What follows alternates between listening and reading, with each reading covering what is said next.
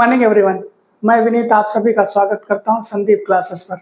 जैसा कि आप सभी को पता है कि हम साइंस का डेली सेशन लेते हैं, जिसमें अपने प्रीवियस ईयर क्वेश्चन रहते हैं, जो आए हुए क्वेश्चन रह रहे हैं, जो आरआरबी पिछले वर्षों में अपना पेपर करवाई है उसमें आए हुए क्वेश्चन रहते हैं। आरआरबी ग्रुप डी के भी रहते हैं, जेई के भी रहते हैं, एनटीपीसी के भी रहते हैं और अदर्स एग्जाम जो एलपी हैं, टेक्नीशियन हैं।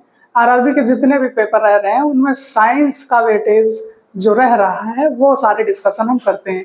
अगर आप इतना कर ले रहे हो कि साइंस का जो हम बता रहे हैं वो कर ले रहे हो, उसके पीवाईक्यूज देख ले रहे हो, तो इसके लिए इनफ है। क्योंकि साइंस का एक सिलेक्टेड पोर्शन रहता है तो उसमें बनाएगा कहाँ से अलग से, तो इसके लिए ये है कि पहले ये देख लो कि क्वेश्चन बना कहाँ से रहा है। क्वेश्चन अगर ये पता चल जाएगा बना कहाँ से रहा है, कैसे फॉर्म कर रहा है, तो अगर अच्छे से एनालाइज कर लोगे तो उसमें आपका जो अभी रिसेंटली आने वाला है एग्जाम आपका ग्रुप डी का, तो अच्छे नंबर गेन कर पाओगे। साइंस का वेटेज भी अच्छा खासा है, 25 मार्क्स की है, तो एक बहुत बड़ा सिलेक्शन में इसका रोल भी है। तो देखते हैं आज की क्लास को। आज की क्लास में जो हम डिस्कस करेंगे तो प्रीवियस ईयर क्वेश्चन ही डिस्कस करेंगे, एकदम ओरिजिनल कंटेंट के साथ में। तो देखते हैं पहले क्वेश्चन की शुरुआत करते हैं। आज के पहले क्वेश्चन की शुरुआत करते हैं इससे कि निम्नलिखित में से कौन सा कथन सत्य है, कौन सा कथन सही है। सही कथन आपको बताना है, तो सही कथन नीचे दिए गए इसमें से बताने हैं। देखो, प्रतिरोध तापमान से स्वतंत्र होता है। प्रतिरोध तापमान से स्वतंत्र होता है, नंबर 1। नंबर 2, किसी चालक के टर्मिनलों में के बीच वोल्टेज जितना अधिक होगा प्रतिरोध उतना ही अधिक होगा। ठीक है। तीसरा देखो, प्रतिरोध का एसआई मात्रक ओम होगा। अभी सारी चीजें डिस्कस करते हैं। देखो, आपने एक रिलेशन पढ़ा है V बराबर I into R. V voltage बढ़ाओगे तो रेजिस्टेंस बढ़ेगा। ठीक है।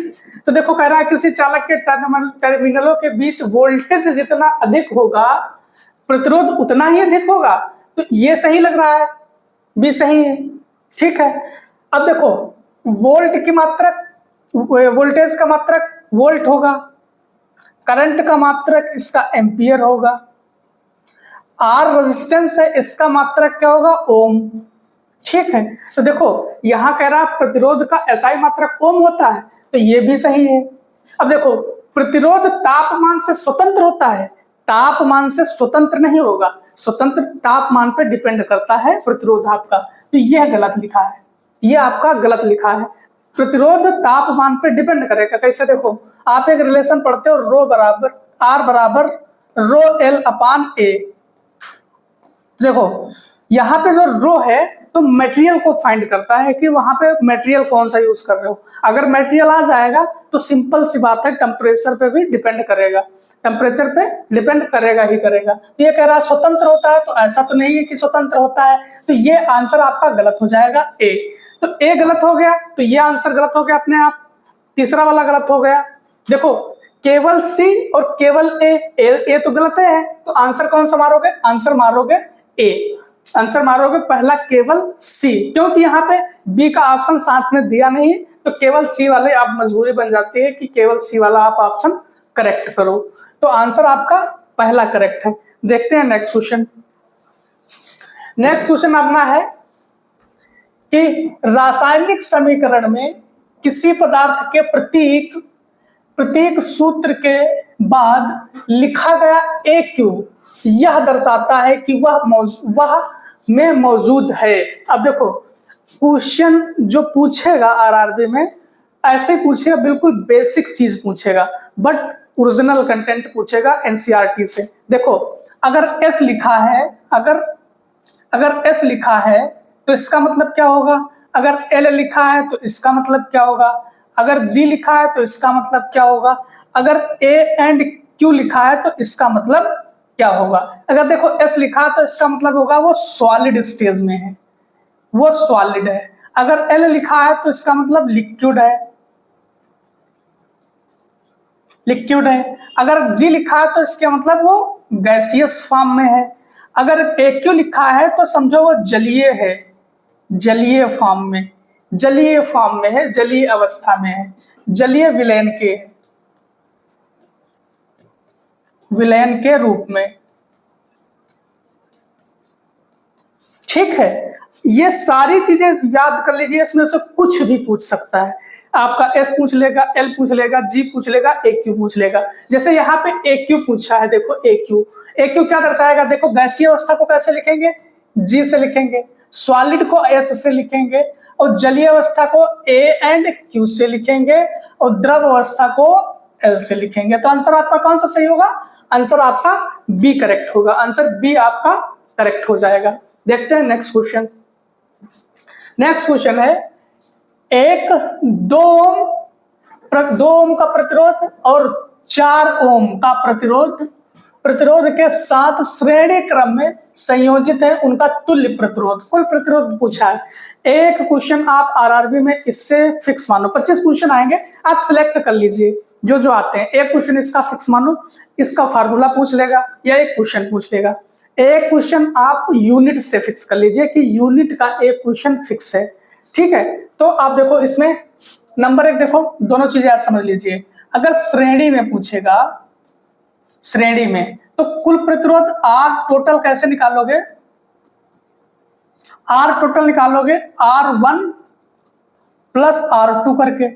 ठीक बात है, जितने रेजिस्टेंस होंगे उनको सिंपली जोड़ देंगे, ये कह सकते हो। जितने भी रेजिस्टेंस होंगे उनको सीधे सीधे जोड़ देंगे अगर वो श्रेणी क्रम में जुड़े हैं। नंबर 2 आएगा आपका समांतर क्रम, मतलब पैरेलल।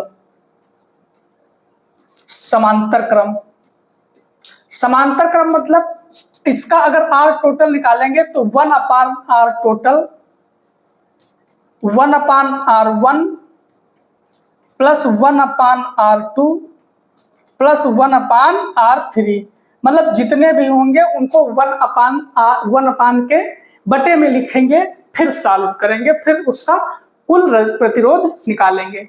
अब देखो इसमें जो क्वेश्चन पूछेगा तो और पूछेगा कि प्रतिरोध ज्यादा किसमें होगा। तो देखो जो श्रेणी क्रम में होगा, श्रेणी क्रम में होगा तो इसमें प्रतिरोध महत्तम से महत्तम, मतलब अधिक से अधिक, महत्तम से महत्तम मतलब अधिक से अधिक, अधिक से अधिक ऐसे भी लिख लो, अधिक से अधिक। अगर बात जब समांतर क्रम की आएगी तो इसमें प्रतिरोध आर क्या होगा? कम से कम। कम से कम आने की रीजन ये क्योंकि हम इसमें एक बटे के रूप में लिखते हैं, एक बटे के रूप में, कम से कम। ठीक बात है, ठीक। इसका भी क्वेश्चन बनेगा, इसका भी बनेगा, फार्मूला तो बनेगा ही बनेगा। और एक चीज और सीख लो, देखो जो आमीटर होगा, आमीटर ये किसमें जोड़ा जाएगा? और वोल्टामीटर किसमें जोड़ा जाएगा? वोल्टामीटर या फिर गैल्वेनोमीटर। गैल्वेनो,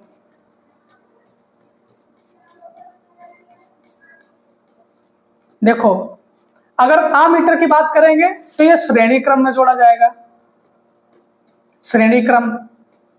अगर गैल्वेनोमीटर की बात करें या वोल्टमीटर की बात करें तो ये पैरेलल जोड़े जाएंगे, पैरेलल या समांतर। अब देखो गैल्वेनोमीटर क्या करेगा? धारा का पता लगाएगा, परिपथ में धारा की उपस्थिति का पता लगाएगा, धारा की उपस्थिति का पता लगाता है। ठीक है, अब देखो किसमें दिया गया? 2 4 ओम प्रतिरोध दिया, श्रेणी क्रम में जोड़ना है, तो क्या करना है? आर कुल 2 प्लस 4 कितना? 6 ओम। मारो आंसर कहां पे है? 6 ओम। 6 ओम आपके आंसर 4 में दिया गया है, तो आंसर 4 इज करेक्ट। एक एक चीज बिल्कुल आराम से समझा रहे हैं, ऐसे ही चलिए समझते हुए। देखते हैं नेक्स्ट क्वेश्चन। नेक्स्ट क्वेश्चन है नीचे दिए गए कथनों पर विचार कीजिए और सही उत्तर का चयन कीजिए। सही उत्तर चयन करना है, नीचे कथन दिए गए हैं। कार्बन में कार्बन के अन्य परमाणुओं के साथ बंध बनाने की अद्वितीय क्षमता होती है, जिसके परिणाम स्वरूप बड़े अणु बनते हैं। ये बिल्कुल सही स्टेटमेंट है, सही कथन है इसका कि उसके कार्बन के छोटे अणु के कारण वो बड़े अणु बनाते हैं।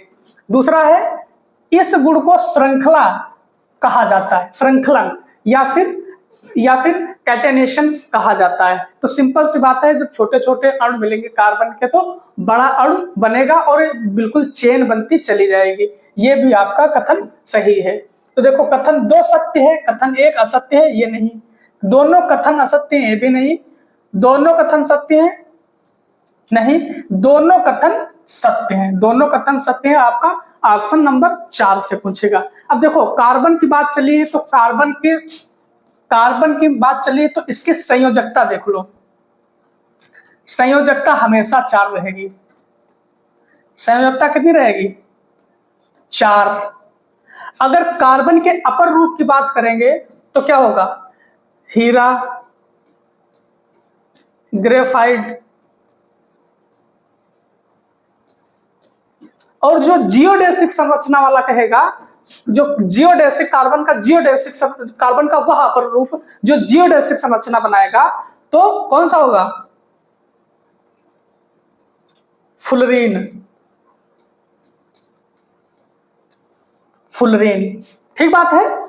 जो फुटबॉल के आकृति का होगा। किसकी आकृति का? फुटबॉल की आकृति।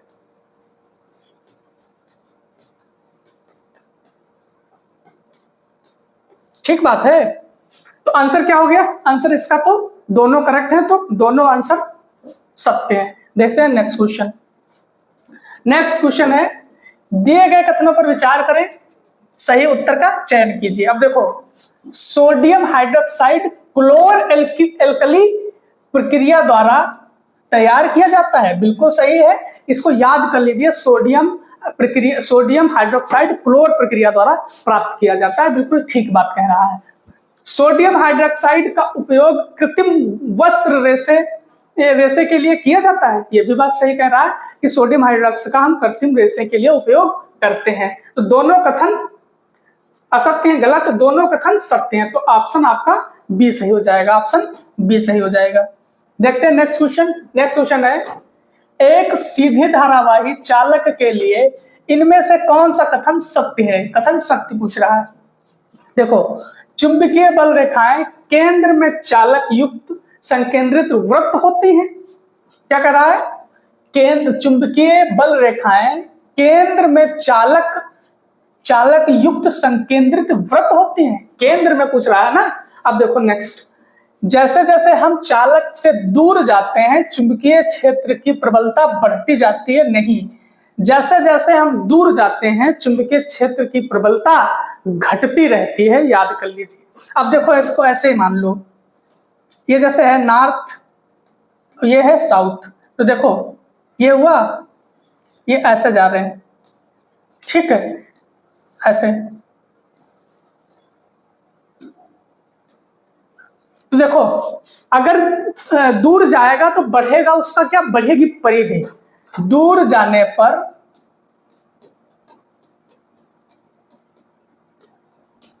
बढ़ेगी परिधि, घटेगा का चुंबकीय क्षेत्र की प्रबलता, बट घटेगा चुंबकीय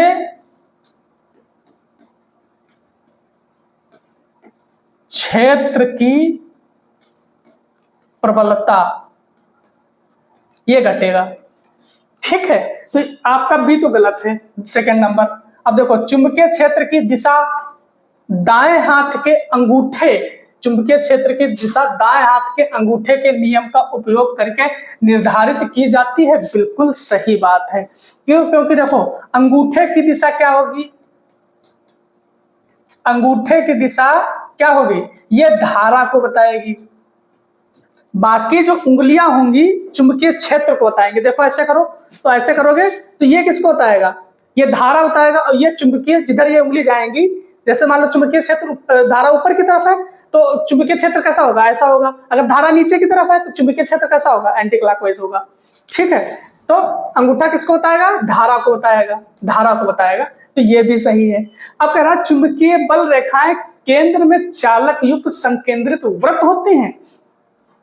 केंद्र में चालक संकेंद्रित वृत्त होते हैं, बताओ। अब देखो इसमें तीसरा गलत है, तो पहला और दूसरा, दूसरा है गलत, तो ये आंसर नहीं होगा, पहला भी नहीं होगा, तो आंसर कौन सा होगा, पहला एंड तीसरा, पहला एंड तीसरा सही है। पहला और तीसरा करेक्ट है कि केंद्र में चालक युक्त संकेंद्रित वृत्त ही होती है। देखो इनको देखो, ऐसे ऐसे गोल गोल बनाएंगे ना। ठीक है, देखते हैं नेक्स्ट क्वेश्चन। नेक्स्ट क्वेश्चन है,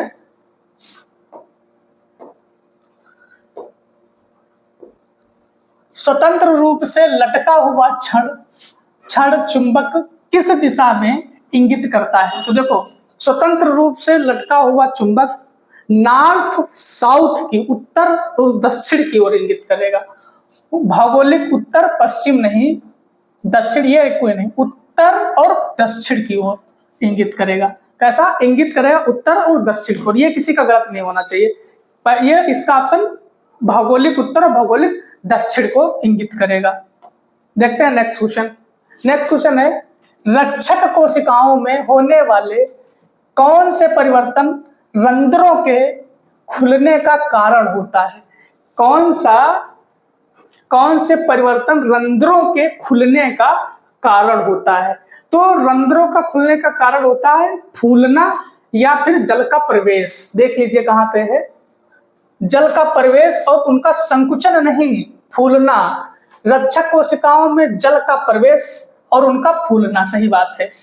रक्षक कोशिकाओं में जल का निकलना नहीं, रक्षक कोशिकाओं में जल का निकलना नहीं, जल का प्रवेश और फूलना। जल का प्रवेश और फूलना उसके परिवर्तन में रंध्रों का खुलने का कारण बनता है। तो ऑप्शन आपका 1 करेक्ट हो जाएगा कि रक्षक कोशिकाओं में जल का प्रवेश और उनका फूलना रंध्रों के खुलने का कारण बनता है। ठीक है, देखते हैं नेक्स्ट क्वेश्चन। नेक्स्ट क्वेश्चन है, नारियल के छिलके में मौजूद कौन सा ऊतक उसे कठोर और दृढ़ बनाता है। बहुत सही क्वेश्चन है, देखना किस्मत सही होगी तो ये रिपीट हुआ क्वेश्चन। नारियल का नहीं पूछेगा, वृक्ष का पूछे, किसी ना किसी चीज का पूछ लेगा। ऐसे पूछेगा कि पादप में जो कठोरता प्रोवाइड करता है वो कौन सा है, कौन सा ऊतक है, कौन सा ऊतक है, ऐसे पूछेगा। तो देखो कोलेनकाइमा, रक्षी कोशिकाएं, स्क्लेरेनकाइमा या पैरेनकाइमा। रक्षी कोशिकाओं के बारे में तो अभी देख लिए हैं आप, रक्षी कोशिकाओं के बारे में अभी आप देखें। देखो रक्षी कोशिकाओं में होने वाले कौन से परिवर्तन रंध्रों के खुलने का कारण बनता है। तो रक्षी कोशिकाओं का मतलब ये कि रक्षक कोशिकाएं जो होती हैं जल के प्रवेश और उनको फूलने का कारण बनती हैं, जो कि रंध्रों में खुलने में हेल्प करती हैं। अब देखो, अब इसको ऐसे एलिमिनेट कर सकते हो। देखो अब एक चीज समझो, पैरेनकाइमा क्या काम करेगा, ये फूड पैकेजिंग में, प्लांट्स में फूड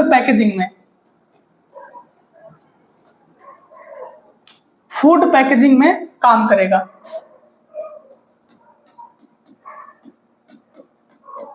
ठीक, अब देखो स्क्लेरेनकाइमा क्या काम करेगा, ये कठोरता प्रोवाइड करेगा, कठोरता या दृढ़ता।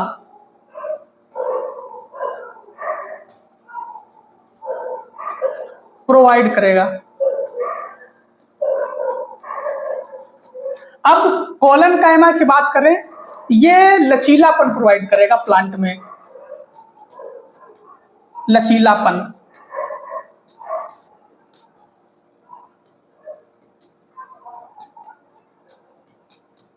लचीलापन प्रोवाइड करेगा। तो देखो अगर भाई नारियल के छिलके में अगर कठोरता प्रोवाइड कर रहा तो प्लांट में भी तो वही करेगा, तभी तो नारियल के छिलके में करेगा। तो आंसर कौन सा होगा, आंसर होगा स्क्लेरेनकाइमा। स्क्लेरेनकाइमा इसका एक जुगाड़ है याद करने का, आप कंफ्यूज हो जाओगे पैरेन्काइमा, स्क्लेरेन्काइमा या फिर कोलेन्काइमा। देखो एस मतलब स्क्लेरेन्काइमा और एस मतलब सॉलिड। सॉलिड मतलब कठोर, सॉलिड मतलब कठोर।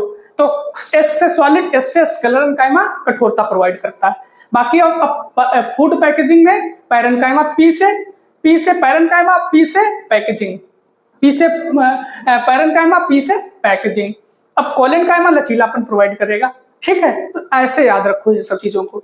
देखते हैं नेक्स्ट क्वेश्चन। नेक्स्ट क्वेश्चन है, निम्नलिखित में से कौन सा पौधों में संग्रहित कार्बोहाइड्रेट है?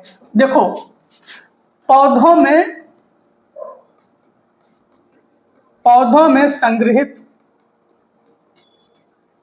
कार्बोहाइड्रेट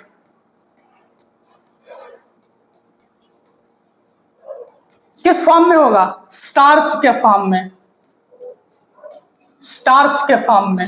अगर मनुष्य में पूछ ले, मनुष्य में संग्रहित कार्बोहाइड्रेट, मानव में या जीवों में? जीवों में संग्रहित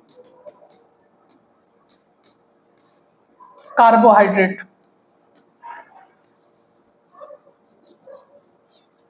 किससे होगा? ग्लाइकोजन के रूप में। किसमें? ग्लाइकोजन,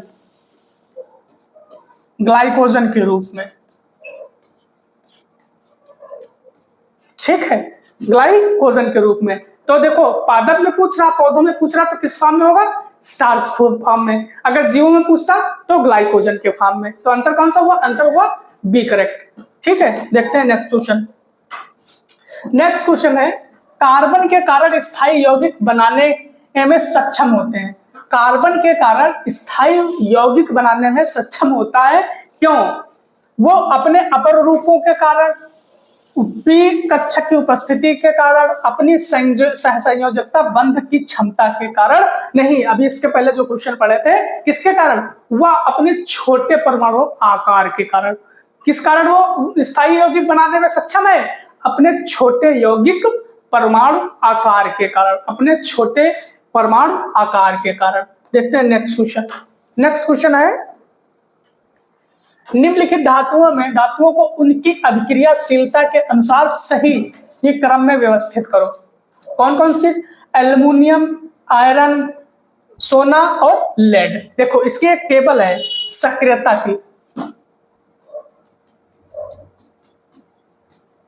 इसको ऐसे ही याद कर लो। देखो के potassium, sodium, calcium, magnesium, aluminium, zinc, iron, lead. अब नीचे से लिख लो पीटी मतलब प्लेटिनम, सोना, चांदी, मरकरी और कापर। उसके ऊपर हाइड्रोजन, यहां पे होगा हाइड्रोजन, हाइड्रोजन। ठीक है, अब देखो सबसे नीचे से जब ऊपर की ओर बढ़ोगे तो क्या होगा? सक्रियता बढ़ती जाएगी, सक्रियता बढ़ती जाएगी, सक्रियता बढ़ती जाएगी। देखो सबसे कम सक्रिय कौन होगा? सबसे कम होगा यहां, सबसे कम होगा यहां। सबसे अधिक सक्रिय कौन होगा? यहां पे सबसे अधिक सक्रिय।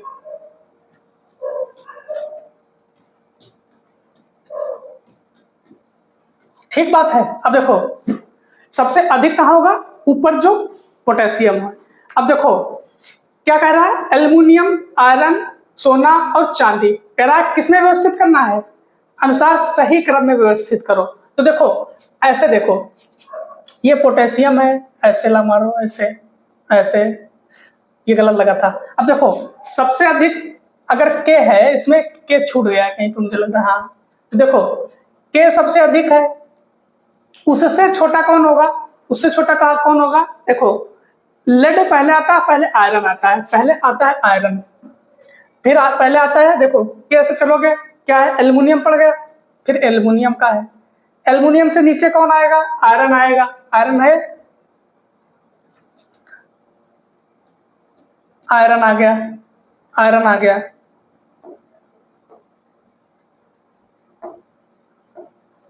आयरन। आयरन से नीचे आओगे तो कौन सा आएगा, आयरन से लेड, पीबी।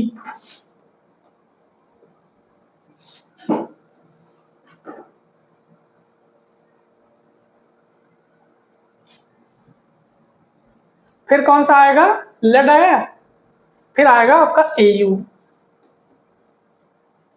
ये आएगा आपका क्रम। तो के से शुरू होगा, एल्युमिनियम लेड नहीं, एल्युमिनियम लेड, हाँ, तो ऑप्शन कौन सा होगा, ऑप्शन आपका बी होगा, ऑप्शन बी होगा। सबसे ज्यादा सोडियम, फिर एल्युमिनियम, फिर आयरन, फिर लेड और फिर सोना, ये सक्रियता सीरीज लिखिए। सबसे ज्यादा आपका पोटेशियम, फिर एल्युमिनियम, इसके ऑप्शन के हिसाब से देख के लिखना है इसमें से, ठीक है। ये सीरीज आप जरूर याद कर कीजिए कि देखो, potassium, sodium, calcium, magnesium, aluminium, zinc, iron, lead, hydrogen, copper, पारा, चांदी, सोना और प्लेटिनम, ठीक है। इसको जरूर याद रखो, उसके बगैर ये क्वेश्चन आप नहीं कर पाओगे। देखते हैं नेक्स्ट क्वेश्चन।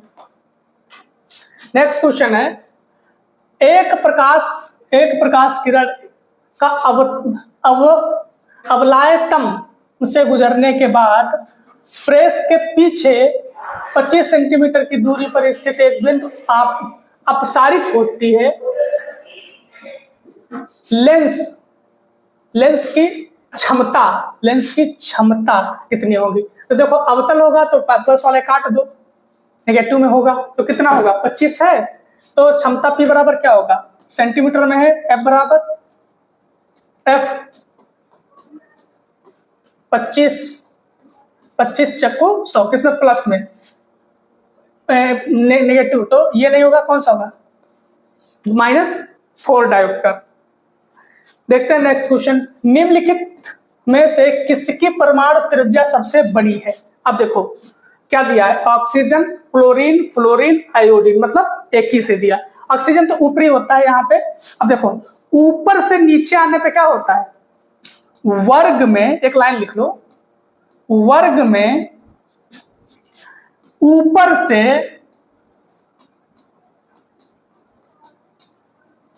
नीचे जाने पर परमाणु त्रिज्या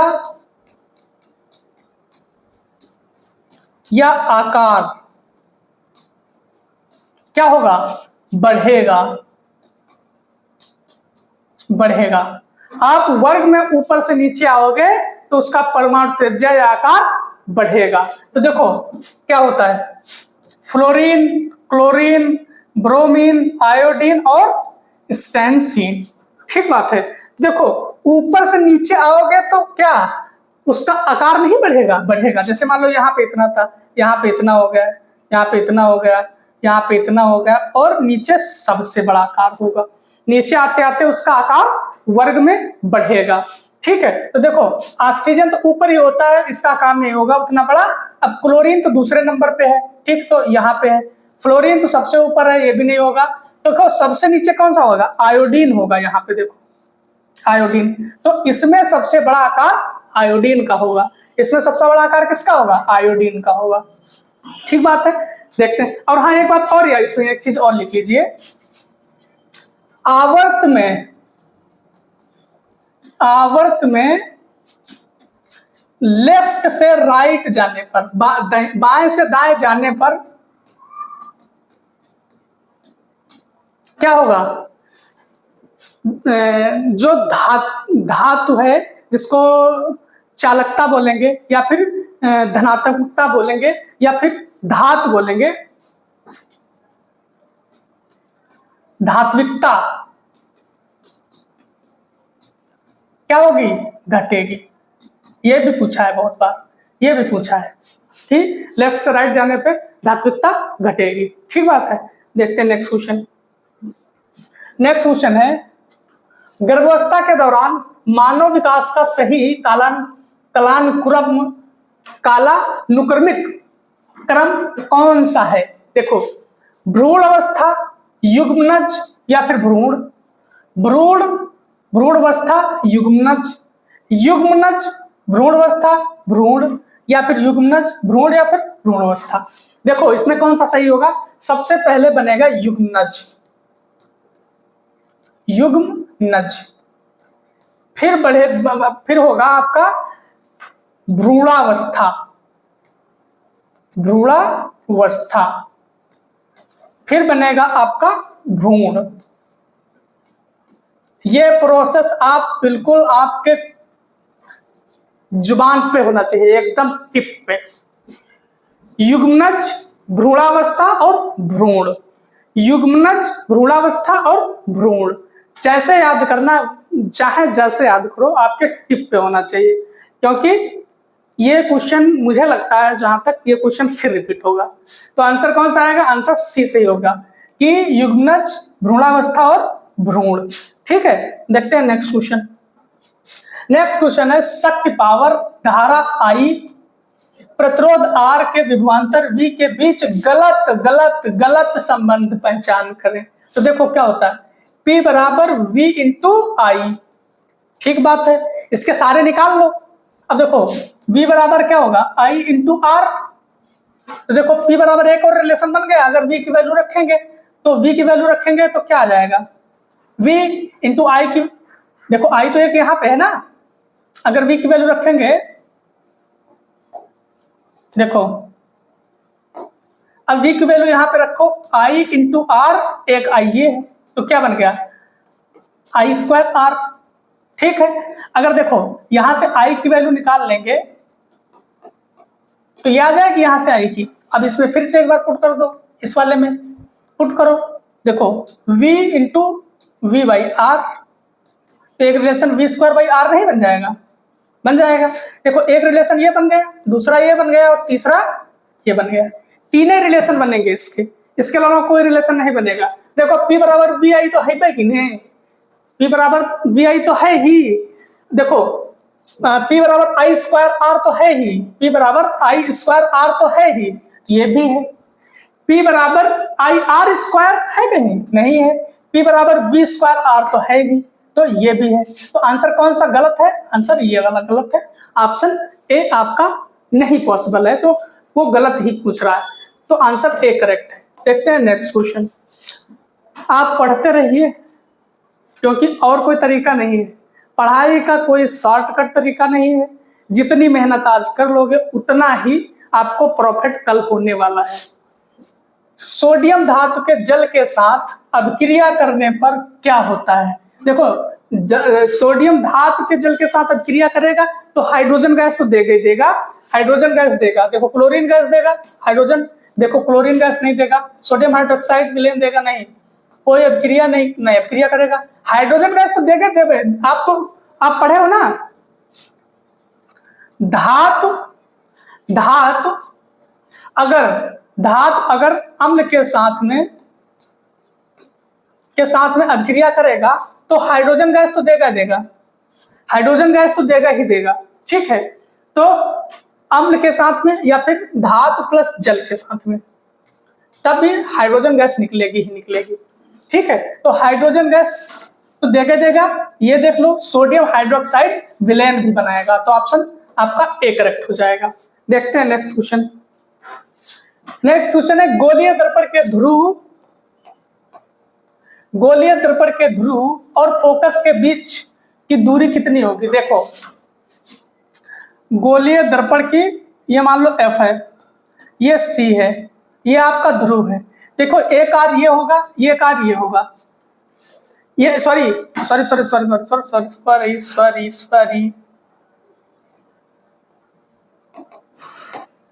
ये पूरा आर है, ये पूरा आर होता है।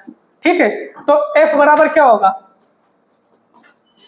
R/2, R/2 हमको यहां से निकालनी है। इतनी पूरा R है तो इतना R/2 हो जाएगा, R/2 हो जाएगा।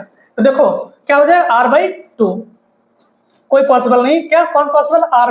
टू गोलीय दर्पण की धुर और फोकस के बीच में संबंध होगा, F बराबर R/2। देखते हैं नेक्स्ट क्वेश्चन।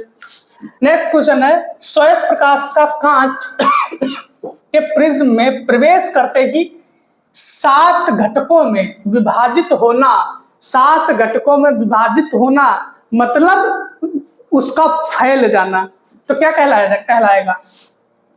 परावर्तन कहलाएगा? नहीं। अपवर्तन भी नहीं कहलाएगा। कहलाएगा क्या? प्रकाश का प्रकीर्णन। क्या कहलाएगा? प्रकाश का प्रकीर्णन कहलाएगा, स्कैटरिंग कहलाएगा। ठीक है, देखते हैं नेक्स्ट क्वेश्चन। नेक्स्ट क्वेश्चन है वसा के पायसीकरण में सहायक होता है, तो आपको पता है पित्त लवण वसा के पायसीकरण में सहायक होता है। पेप्सिन क्या करेगा? प्रोटीन का पाचन, प्रोटीन का पाचन कौन करता है? पेप्सिन। ठीक है, विटामिन के का काम क्या होता है? रक्त में थक्का बनाना। ठीक है, HCl क्या करता है? ये देखो पाचन में तो हेल्प करता है, बट और बैक्टीरियाज को किल करता है, जो हम लोग छोटी मोटी बैक्टीरिया जो पेट के अंदर चली जाती है उनको भी मारने का काम करता है। तो ऑप्शन क्या हुआ इसका? पित्त लवण। तो कैसा लगा आप लोगों को ये सेशन? कमेंट में जरूर बताइएगा। इस क्लास को अपने दोस्तों में शेयर करिए, इस चैनल को भी सब्सक्राइब करके रख लीजिए, और जो भी आपकी क्यूरीज रह रही हैं, जो भी हम अच्छा कर पा रहे हैं, जो दिक्कतें भी आ रही हैं, जो जैसा आप फील कर पा रहे हो, एक बार कमेंट में बताइएगा। उस तरीके से चीजें इंप्रूवमेंट करेंगे। Thank you.